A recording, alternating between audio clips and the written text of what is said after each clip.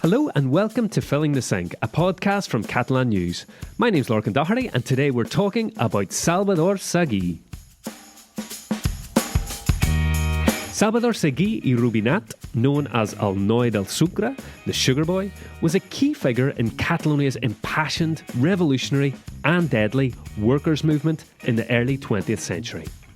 He was shot dead, aged just 35. 100 years on from his death, an exhibition in Barcelona is remembering this larger-than-life character's contribution to Catalan society and to the worldwide fight for better working conditions.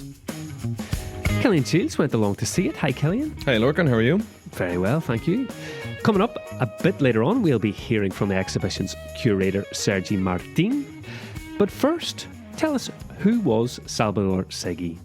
Well, I suppose to sum up, you could say that he was one of the most prominent trade union leaders of the early 20th century. This was a time in Catalonia's history, especially where trade unionism, anarcho-syndicalism was huge. Anarchism itself was a massively popular ideology at the time, and Salvador Seguí himself subscribed to this ideology. But as well as that, he was one of the biggest characters, really, in Barcelona society at the time. To understand who he is key to understanding the workers' movement in Catalonia at the time as well. He was born in 1886 in a small town in the Catalan countryside called Tornabout, but his family moved when he was just one to Barcelona. And like a lot of children at this time, Cillian, he didn't go to school. Yes, exactly, yeah. The school system wasn't exactly set up the same way that we understand it today. But like I mentioned, the anarchist ideology was so prevalent at the time. Part of that was also just people's education movements. So that's where he learned to read, and he enjoyed that a lot. He got to know the classics, a lot of anarchist teachings as well. And this is what really kind of informed his outlook on the world and who he became as a man then afterwards. And then, as you mentioned, he was this big character in Barcelona society. You know, if you think about the social scene of the time, we think of bars and terraces. And he was this big physical guy, hugely charismatic, a great speaker. He had people hanging on his words, whether that be thousands of people or just, in late night drinking dens in Barcelona as well. Yeah, no, that's exactly right. I mean, he was by all accounts a natural born leader, very driven, very enterprising and absolutely very inspiring. Naturally, people were drawn to him, and this is what led to him to become the full leader of the CNT trade union, which was one of the biggest trade unions in the early part of the 20th century. But more than that, he was the voice of so many ordinary people who couldn't read or write, never went to school. Like people him. Exactly. Seguí was a man for these people who were suffering greatly from the conditions of the rapidly expanding capitalist system of the day. And it all started from a very young age as well. Him and some friends had a group which were called the Fills de Puta, the Sons of Bitches, and later renamed Els Sense Noms, the Nameless. And these were basically, they carried out, I mean, maybe you would say vigilante, or, what would be described as direct action. Direct action. That's the term. Okay, against what they saw as local injustices and things. Yeah, this is basically the beginnings of, his political career, just as essentially a child, young teenager with his mates. And his nickname, Sugar Boy. Yeah, it's quite a funny one, isn't it? Supposedly, it came from the fact that he had a bit of a sweet tooth. He apparently liked to nibble on the sugar cubes that you'd get with your coffee. And this Barcelona that he was growing up in then was a rapidly changing place. We'd seen Catalonia throughout the second half of the 19th century, especially, change from more of an agricultural place to this industrial hub. With that population boom in Barcelona, there were countless people like Seguí who moved from the Catalan countryside to Barcelona, but also from all over Spain, to work in the construction boom for the 1888 Universal Exhibition and in the factories that were springing up all the time. But the conditions were quite poor. Awful, you could say, exactly. At the beginning of the 20th century, workers had no days off during the week. The working day would normally last 12 to 16 hours, imagine that.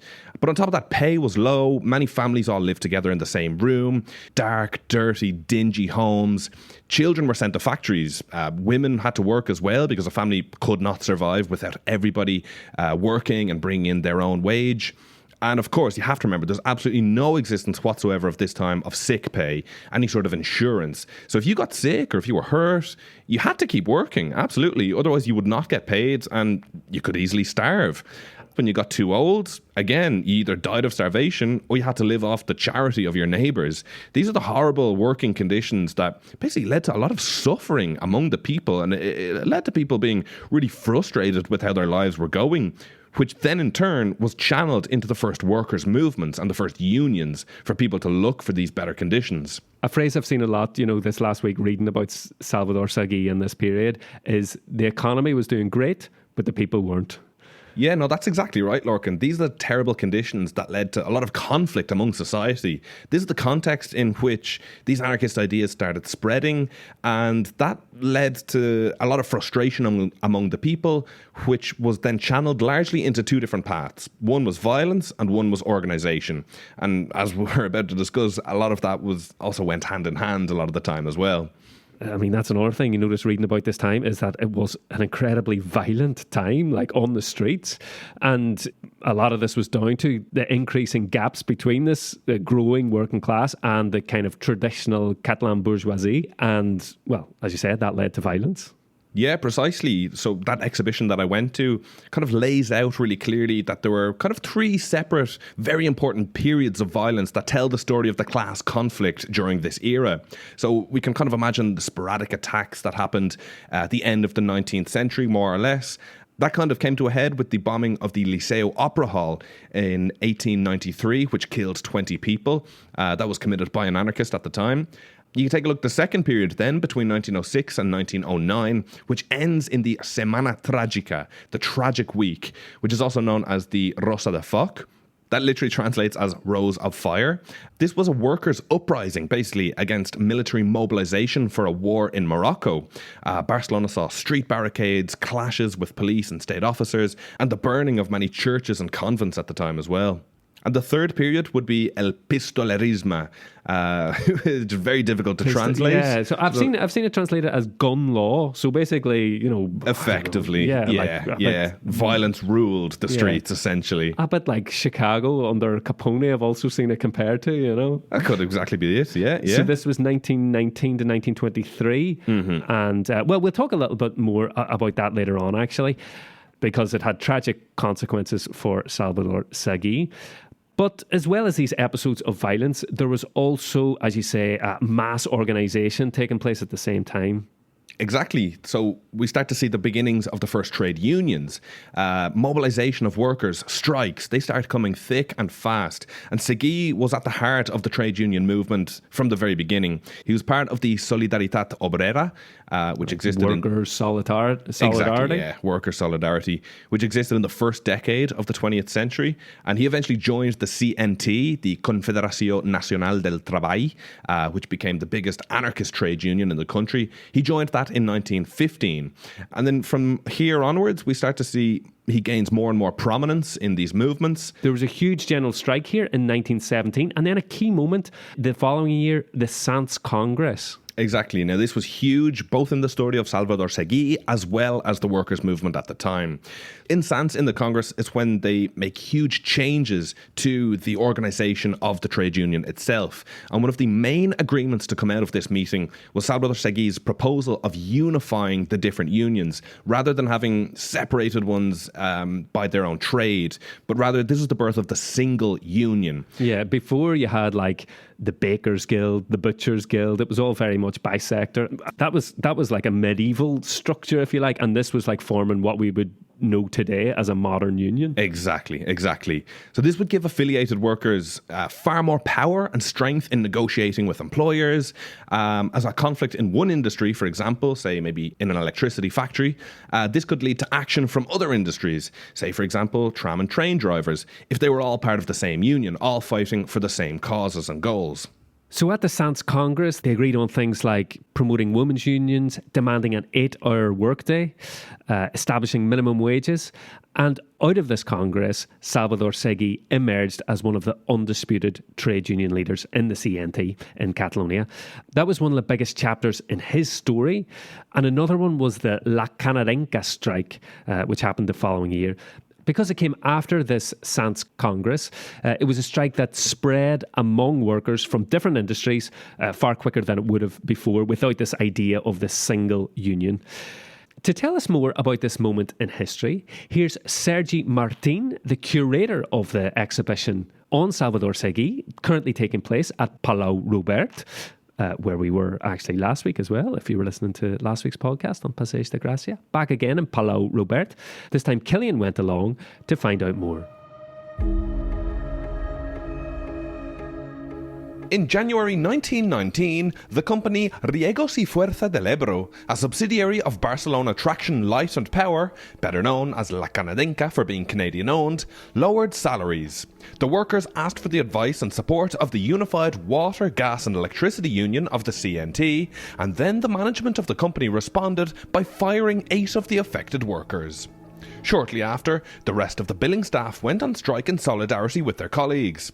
The response from management was tough. 140 workers dismissed and replaced with staff from other sections. Exhibition curator Sergi Martín explains. La vaga de la Canadenca, estem parlant de principis de l'any 1919, va paralitzar la ciutat. The La Canadenca strike in 1919 brought the city to a standstill. It started in one of the most important electrics companies in the city, and from here it spreads through class solidarity across the city and to other industries. Train and tram drivers joined in, and from there the whole city resisted until they achieved improvements. Fins que s'aconsegueixin millores. Bit by bit, the sentiment of solidarity spread between the different units, and more workers downed tools. By February 8th, the strike was almost total in the company and had a significant impact on daily life in the city. La vida en aquells moments era molt difícil, no hi havia apenas llum. Life at the time was difficult. There was barely any electricity. People began collecting food for those who needed, workers who were striking. Women had an important role in the distribution of this solidarity too. En aquesta distribució de la solidaritat. For the frightened bourgeoisie, the strike, limited at first, spread uncontrollably. The response of the civil government and the Employers' Federation to this obvious loss of control was to double down. Over 3,000 workers were jailed in Montjuïc and martial law was declared. On top of this, life was getting very difficult for the striking population. No hem de pensar en paràmetres actuals. We shouldn't think in terms of modern parameters. This was a city brought to a standstill. That was trembling, because people earn money by the day. Every day that you didn't work, each week you didn't work, you made no money. So this was a society that became poor. Per tant, una societat que s'empobria. Historians today marvel at how well prepared the strike was, despite being mostly improvised. During that era, whenever turbulence arose in society or other strike actions were undertaken, union leaders were sent to jail. Seguí himself was already imprisoned before La Canadenca strike, like many other union leaders, all unable to affect developments. Seguí was a man of words over guns. He always preferred reaching agreements without resorting to the use of violence. The CNT figurehead was eventually brought out of prison and given the responsibility of negotiating the end terms of the strike. Salvador Seguí té un paper importantíssim, de fet, en el final de la vaga de la Canadenca. Salvador Seguí had a very important role in the end of the La Canadenca strike. The positions of the various factions were very contrasting, and Seguí managed to get most of the workers to go back to their jobs in exchange for accepting the 8-hour workday and the partial elimination of child labor as the big achievements. Del treball infantil, com a mesures estrella. In a famous scene at the Las Arenas bull ring in front of thousands of impassioned workers, Seguí managed to temper emotions and bring the majority to a consensus. There, the strike came to an end, although not all of the demands were met. Sens dubte, la jornada laboral de 8 hores... Without a doubt, achieving the 8-hour workday was an immeasurable victory, even though it was never fulfilled. This was another frustration, another broken promise from the industrial employers.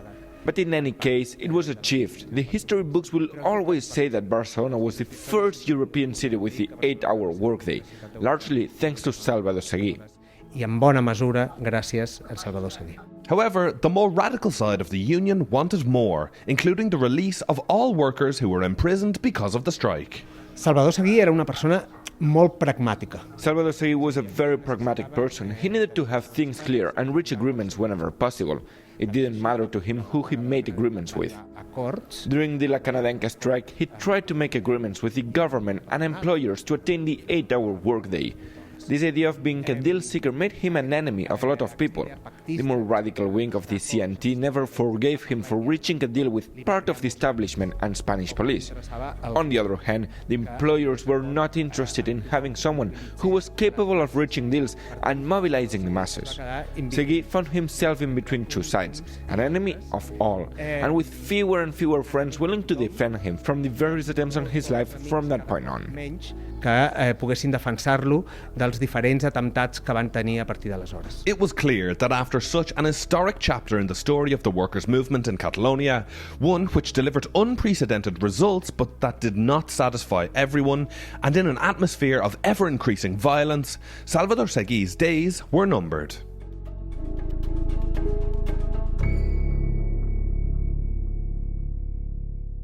That was Sergi Martín, our thanks to him. These were dangerous times there for Salvador Seguí, but also in Barcelona in general. So if we just, take a step back, First World War came to an end in 1918. It had been very profitable for Spain, which had stayed neutral, and Barcelona's location on the Mediterranean, meaning that it had easy access to North Africa, to France, to Italy, meant it was a very popular place for, smuggling, weapons, drugs, even prostitution networks, and attracted... all sorts of dodgy characters, you could characters, say. Yeah, Most exactly. Definitely, yeah. The city was full of guns and full of hitmen as well, willing to do jobs for pay. As well, you have to think, the First World War, it was supposed to be the war to end all wars. Horrific death had become normalised by the end of this period. So when you add up all of these ingredients, it's not really that much of a coincidence that el pistolerismo, this period of gun violence, started right after the war in Barcelona. And of course, it wasn't exclusive to Barcelona. It did happen all over, but Barcelona was definitely the central hub for it. So this period, el pistolerismo, it lasted until there was a military coup in Spain, Primo de Rivera's military coup, which is 1923. What was this period like then, Cillian? Yeah, so looking back, we can definitely say that it was sort of a social phenomenon that began in around this time. It was a period of violence. It was a period of open class war, featuring the proliferation of death squads, hitmen, thugs hired by the bourgeoisie, business leaders to basically harass, attack, kill trade union leaders and anarchists, and vice versa as well. We've seen plenty of violence from the anarchists towards the bourgeoisie. But Sergi Martín, who I spoke with at the exhibition, he estimated that the vast majority of the deadly victims were the trade unionists, the anarchists. In 1920, one of Seguí's good friends, Francesc Layet, was one of the first major victims of this pistolerismo. And Seguí, during this time, was a bit of a dead man walking. We had Francesc Macià, who was a politician, a future president of Catalonia. He sent him a letter warning him that, his life was in danger. Teresa, his partner, endured sleepless nights and begged him not to go out as much as he did. But on March 10th, 1923, Cillian, the inevitable happened. Yeah, he was walking in the Raval area of Barcelona, just on the corner of Carrer Cardena, which no longer exists, and Carrer Sant Rafael. And that's where he was shot on the street, becoming another victim of this class war between the workers and the employers. And, it was a bit of a guerrilla attack. Several people. Some people say that the actual perpetrator was a former admirer of Seguí, Inocencia Feced. But, whether or not it was him exactly, everything points it to being a member of the Sindicats Lliures. Mm-hmm. Yeah, the free trade unions, as we could translate that to. This was in name another trade union, but had a completely different way of working than the unions that we've been speaking about up to now. This basically represented the employers' interests and, more interestingly, carried out their dirty work. So were very involved in the pistolerismo, these guerrilla killings. They were Carlist in ideology, which means very monarchist Spanish at the time, very traditionalist. It's impossible to say how many people died during this period. There's estimations from 300 right to 1,000, but it was a dark time in Catalonia's history. 100 years on, he is maybe not the most well-known figure. Another one of his best friends that he hung around with all the time, Luis Companys, also became president of Catalonia and, very famously was executed after the civil war by Franco. Seguí, well, for me as an outsider, I didn't know him until we started looking into this. No, and me neither, no. You have to remember as well that during the Franco dictatorship, they effectively tried to repress all memory of him. They tried to destroy records of him. But as well, Seguí, he wasn't a writer. He was a man of action. He was a speaker. He mobilized people. But there's very little kind of written legacy that he left behind him. He is remembered by the square in the Raval neighbourhood of Barcelona that bears his name. And I suppose, in a roundabout way, we can thank him for the 8-hour workday. Yeah, we can thank him for a lot of the dignity that we get to enjoy today, that certainly the people of his time did not get to take for granted like we do. The exhibition at Palau Robert, it's free and it runs until the 3rd of September and well worth checking out, Cillian. Absolutely, yeah. No, I really, really enjoyed it. I'd implore anyone to go to it if they can. One of the things that I really wanted to just add about this whole discussion is just a little bit about a reflection of the memory of Salvador Seguí, and I was kind of invited to do this by the very last panel that you see at that exhibition. What the visitors are met with is a selection of headlines and subheads from newspapers, stories taken all from very recent times, like only the previous months, and all of them are stories of tragedy, suffering, that the exhibition curator believes that many of these are the things that Salvador Seguí would be fighting for. He sees a lot of parallels in today's contemporary society with the struggles of Salvador Seguí. He fought for dignity for the working classes, dignity in factories, the 8-hour working day, the eradication of child labour, but all in all, just better life conditions for people. And he was very passionate about culture. He was very passionate about the working class becoming educated, becoming cultured, because he felt that one of the best ways to stop a dictatorship is through culture. Sergi Martín said to me, it's not possible to manipulate a cultured working class. And that is part of the reason why Seguí fought so hard to spread these ideas of education, teaching, and critical thinking.